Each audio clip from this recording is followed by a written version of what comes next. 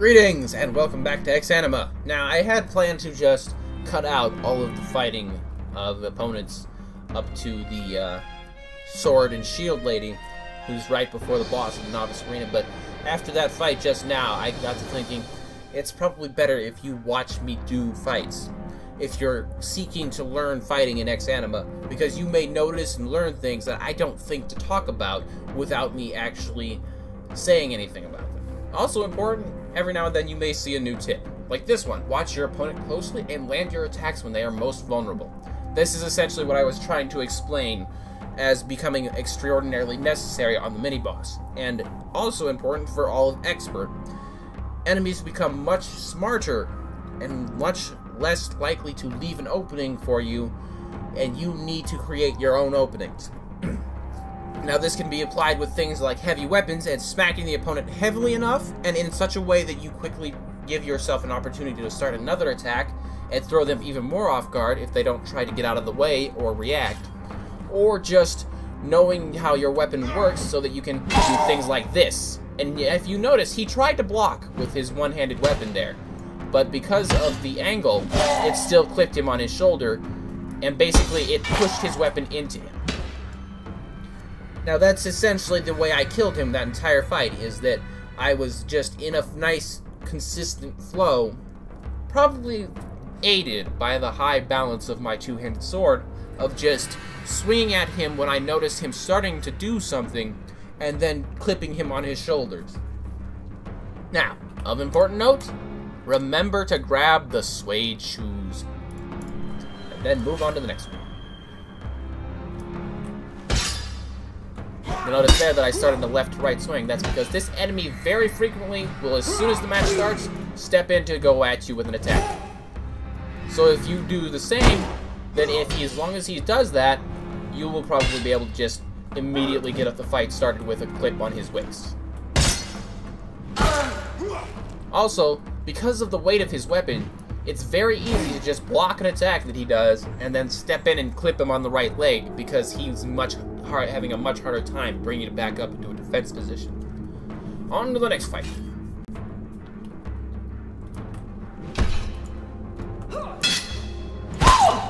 One stop, two. A full hold combo. Now, something I don't do as much anymore that I used to is basically just that. Starting an attack basically with it right from behind me to try and get the most weight into it, and then just holding the button down and just watching my movements and the enemy's movements and basically just spinning my character like a top. Now, the things that will make that work are the enemy is basically doing the same thing you're doing and paying attention to your cursor's position. So if your cursor is like all the way behind you, they think they have an opportunity, they're coming into attack. And as long as your cursor's doing this weird all the way around thing, they don't really have the proper equipment to react to that. So your attack will basically come out of nowhere as far as they're considered and smack them in the head.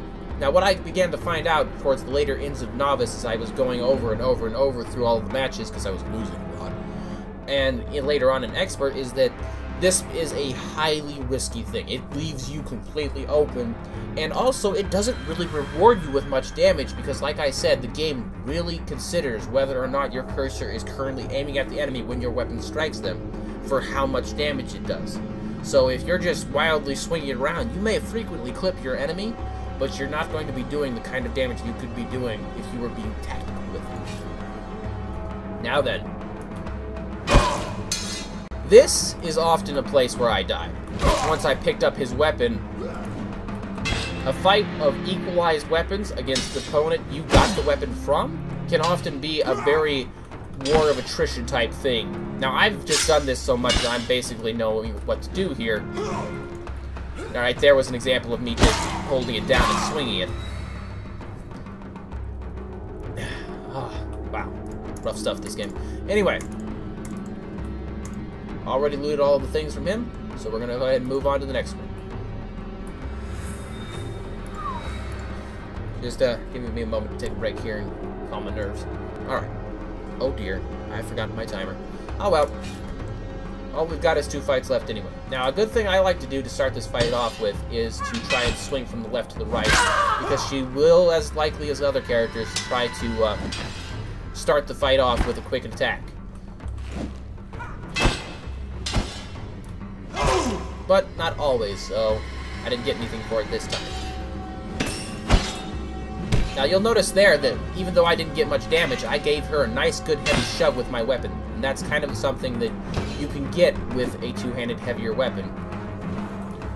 Now, at a certain point in skill level, I'm sure that somebody can kind of sort of practice that technique and really master it, and then know how to follow it up so that they can consistently just throw their opponent to the ground, but I am not to that level yet. Now, this enemy has an extraordinarily good shield, to the point that I wonder if this shield is better than the ones that they offer you in the Expert Arena, because the only other shield of consistent size to this one that you get in the Expert Arena is a kite-shaped shield, and it also, just from my guessing, from the sounds it makes when it's struck, also seems to be made of wood. Now, an important thing about shields is all of them have this type of description. If I go over here and get this one, it also just has this description. So basically all you know about a shield is its picture. Now that may be all that you need, because maybe the only thing that's important about a shield is how big it is. In which case, maybe the one in expert mode is better. Now, here's a tip for when you're comparing armors. If you got an undercover unit like this, and you want to know how to compare it, you open up its window, then you put it on, and then you put on the window of the one beneath it. Now this is actually better because it has a half point more coverage than the other one. The reason why is in the description. A sleeveless chain tunic, a short sleeve chain tunic. That's really important. Your upper arms are actually a place you will frequently get hit in. So it's very important to take the new chain tunic you get off of this lady. Over here we have some shoulder spaldrons. Spaldrons, same name. This is the freshest one you get of these. You will get these nowhere else until later in expert mode. Here we have some pants. They are the same, but inferior to most other pants. Now here is where the suede shoes matter. As you'll notice, as soon as I put those on, these boots came off. Now these boots seem pretty good, especially if you're just comparing them individually to these. But in total, you get the same amount of coverage. Like, ignore this. This is just for a one-to-one comparison of other shoes compared to the ones that you are currently wearing. So if I, instance, take this and compare it to this, this is where the coverage actually matters. However, when we're talking about defense values for something like a combination set like this, you don't just want to add these two together. You want to use your eyeballs to understand that these two pieces have exactly the same coverage, which means that the important values are the defense values. And if you combine these defense values with these, you are getting more defense for your coverage if you wear these two separate pieces.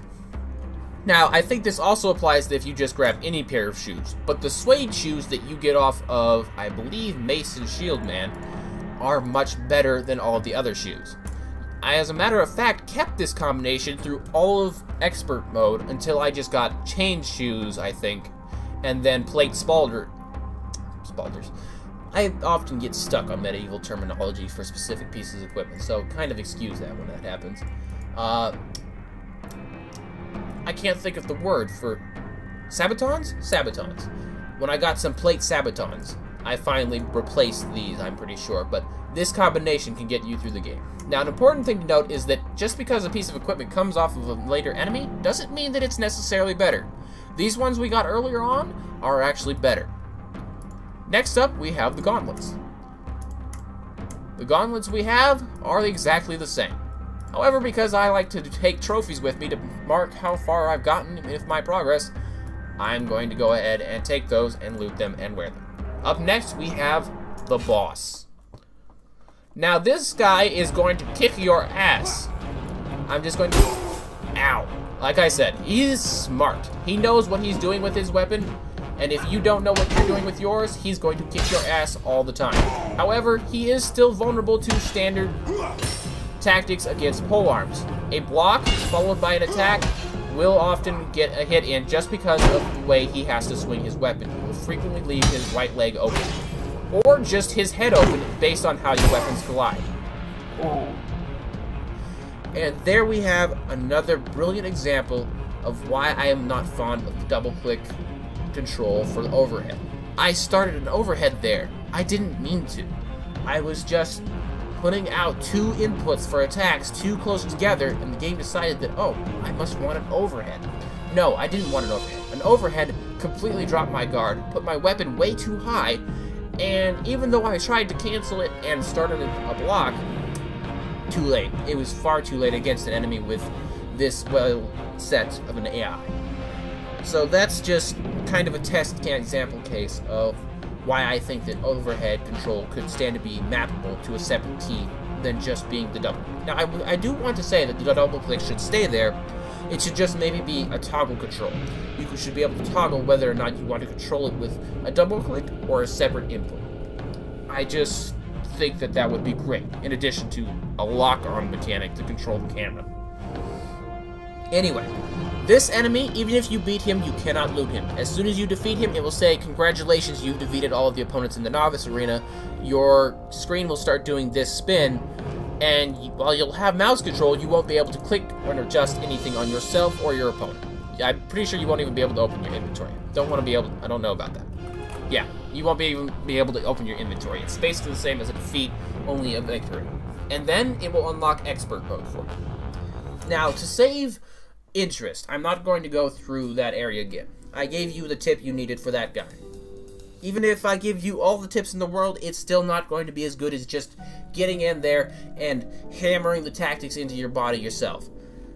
The key thing for any polearm wielder, even a super smart one like him with a good bit of armor to cover his weaknesses, is you block it, and then you swing a regular attack to try and get in on his waist or his leg. Now, something I want to point out, even though I've said waist, leg, head, and so on, is that you can't really vertically aim your weapon at all. The only vertical control you have over your weapon is whether or not you're swinging for an overhead. Everything else is determined by the weapon's automatic positioning, from things like automatically trying to defend, stopping somewhere in mid of attack. It is determined entirely based on where the weapon is in the world. So, like I'd say aim for his waist and his leg, but really all I'm telling you is just go for basic attacks after blocking and be super defensive. Against that enemy with the Vold, you want to be super defensive. Constantly be looking to aim your mouse at his weapon and block. Not going for the super offensive style. Now, on into expert. Now, as I pointed out, there are some pieces of equipment that are valuable in novice mode that you'll want to bring with you into expert if you're doing it all in one session. If you're not, you may want to go through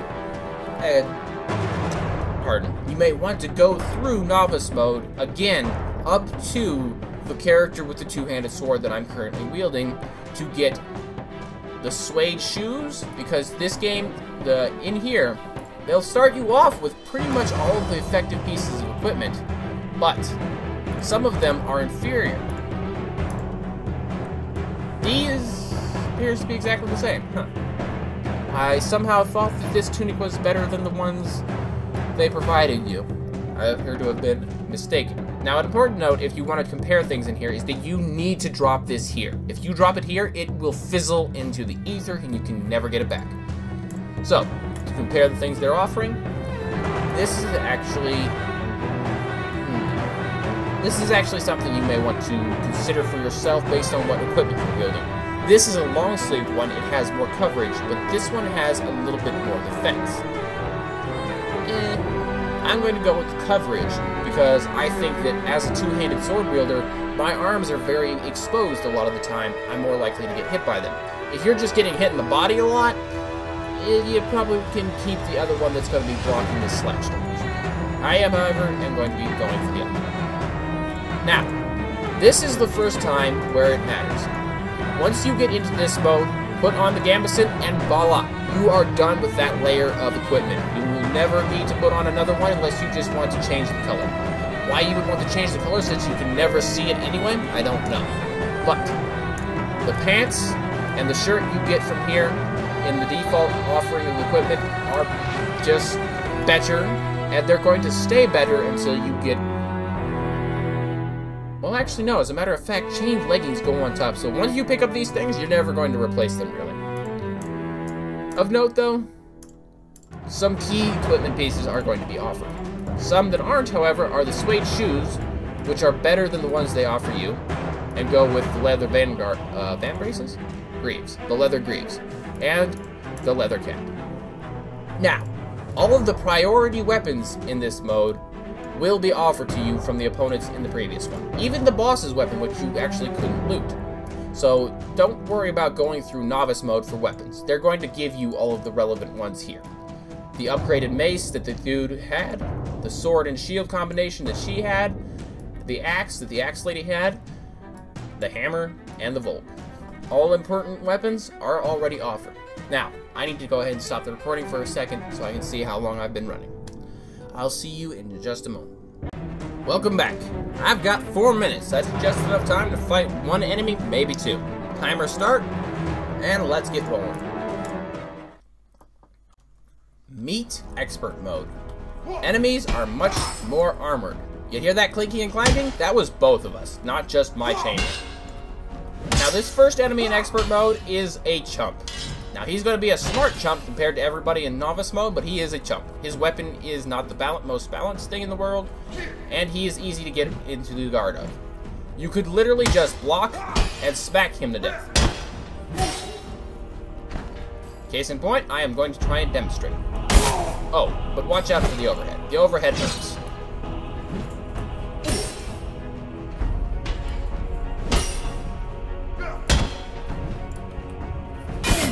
Do watch, however, your distances. Ooh. Started talking and immediately stopped paying attention.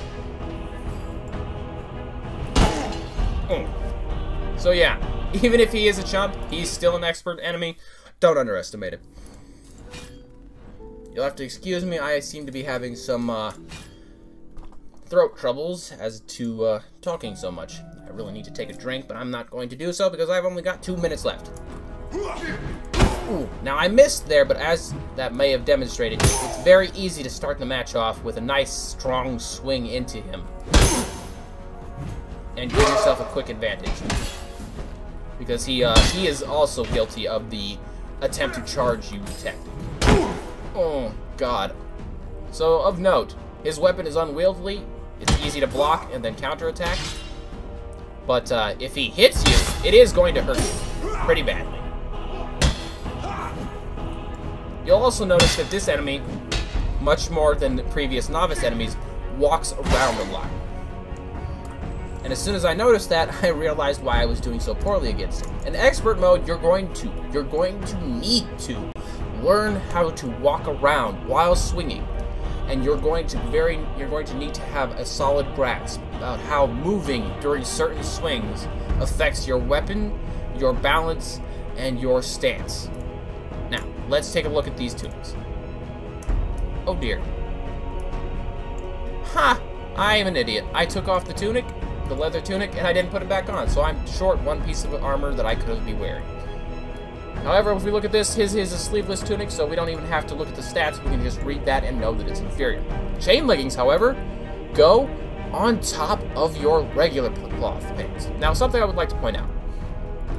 Because I watch a YouTuber who does medieval-style combat reenactments, I know that a gambeson is the type of cloth, padded cloth material that would normally be worn underneath plate mail, and therefore know that it's inherently better than just regular cloth. However, I really don't know if this should also be called gambeson, or perhaps gambeson leggings, perhaps? But I would wish that it would be called that, because that's basically what it is. If you look at it, it's the same type of material as the shirt, just pants. This is basically what you would wear underneath metal plating so that it's not chafing you, or whatever the appropriate term would be. Anyway, those pants, those chain leggings, they can be worn on top of it. Keep that in mind. Right here, though, we have a replacement for our gauntlets. We have chain gauntlets. They are just inherently better than leather. So put those on. If you're not wearing these combinations for whatever reason, these are exactly the same as the previous novice ones. Don't worry about it. However, our cloth pants and our cloth shirt are now better than all of these things. And there's the time. So that's it for this episode. We are now in expert mode. I'm not quite sure how effective my tutorializing is being, because it's really difficult to point out what I'm doing while I'm doing it without just having a camera constantly pointed down at my controls. And I'm sorry, I don't have a camera that can do that. If I did, the very minimum amount I would probably have paid for it would probably make it very private. Either way, I hope you have a great day. I'll see you next time for the continuation of the EXanima tutorial, before I begin a story mode playthrough. Have a great day.